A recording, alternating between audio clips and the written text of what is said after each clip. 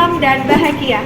Perkenalkan, kami dari Grup A Kesiapan Akademik Siswa akan memaparkan asesmen kemampuan dasar membaca. Adapun anggota dari kelompok kami, saya Anissa Rahmawati, saya Indra Dianto, saya Eko Nur Rahman, saya Langgeng Wahyutami, saya Deka Fitri Nugroho, saya Dina Trimuslifah. Pendidikan adalah usaha secara sadar dan terencana agar setiap peserta didik secara aktif mengembangkan potensi dirinya agar memiliki kekuatan spiritual, kecerdasan, kepribadian, dan juga keterampilan yang diperlukan dirinya. Persoalan membaca merupakan suatu fenomena masalah yang sampai saat ini masih terus berlanjut. Padahal pada hakikatnya membaca adalah salah satu modal awal bagi peserta didik agar dia bisa mengikuti kegiatan pembelajaran dan juga langkah awal untuk melakukan komunikasi secara tertulis. Nyatanya, pada peserta didik yang sudah duduk di bangku sekolah dasar masih ada beberapa yang belum mahir dalam hal membaca.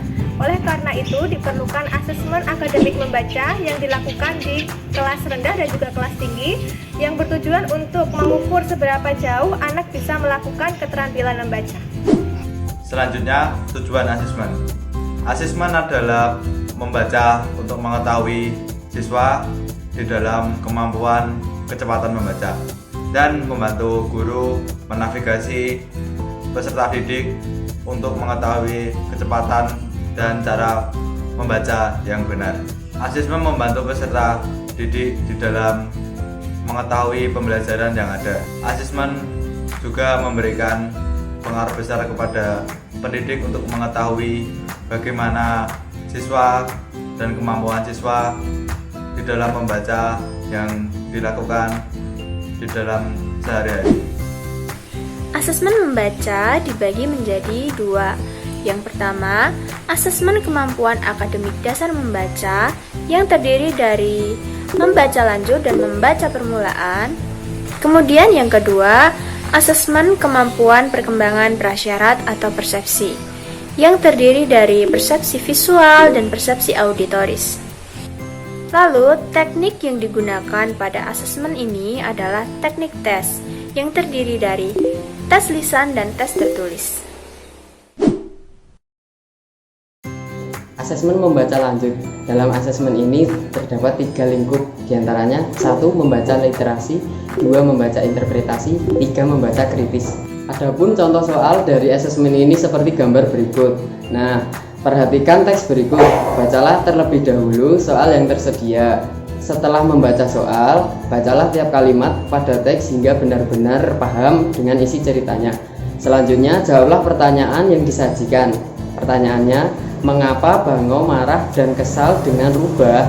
Kalian bisa menemukan jawabannya pada paragraf kedua, yaitu jawabannya karena rubah menyajikan sup dalam mangkok yang didangkal sehingga Bangau tidak bisa memakannya.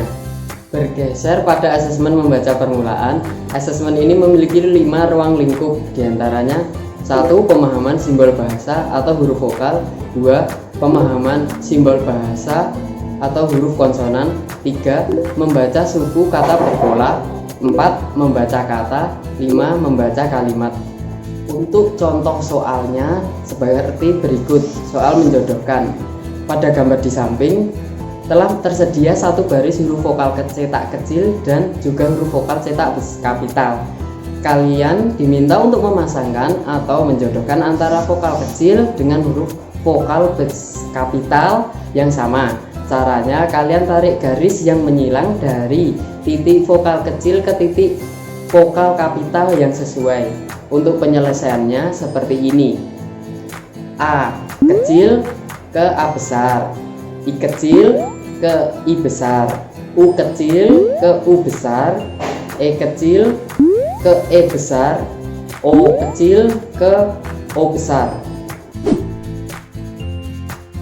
Dalam instrumen asesmen kemampuan perkembangan persepsi atau prasyarat, terdapat beberapa ruang lingkup. Di antaranya yang pertama, hubungan keruangan yang mencakup identifikasi posisi objek dalam ruang. Yang kedua, diskriminasi visual yang mencakup membedakan suatu objek dengan yang lain. Yang ketiga, diskriminasi bentuk latar yang mencakup membedakan suatu objek dari latar belakang yang mengelilinginya. Yang keempat, visual closure yang mencakup identifikasi objek yang tidak diperlihatkan secara keseluruhan. Yang kelima, mengenal objek yang mencakup identifikasi sifat objek pada saat melihatnya. Contoh soalnya adalah sebagai berikut. Tunjukkan benda di dalam kelas yang bentuknya sama dengan pada gambar yang sudah tertera. Jawabannya adalah ada buku, papan tulis, meja, penggaris, dan penghapus, dikarenakan pada gambar ada disebutkan bahwa gambar tersebut berbentuk persegi panjang. Ruang lingkup selanjutnya ada kesadaran fonologis yang mencakup identifikasi bunyi vokal di awal dan identifikasi bunyi konsonan vokal di awal. Yang selanjutnya ada diskriminasi auditoris yang mencakup identifikasi bunyi akhir yang hampir sama. Selanjutnya ada ingatan auditoris yang mencakup mengingat suara binatang. Dan yang terakhir urutan auditoris yang mencakup melakukan 3 perintah lisan. Contoh soalnya adalah sebagai berikut. Berikan tanda checklist pada gambar yang bunyinya dimulai dari huruf I. Jawabannya adalah ikan, karena pada gambar yang lain tidak berawalan dari huruf I.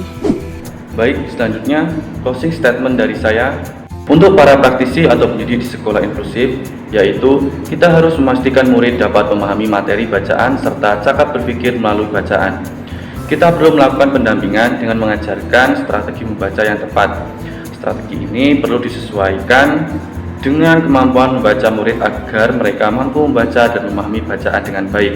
Oleh karena itu, asesmen membaca diperlukan untuk mengetahui jenjang kemampuan membaca murid sehingga kita dapat menggunakan strategi yang tepat dalam meningkatkan kemampuan membacanya.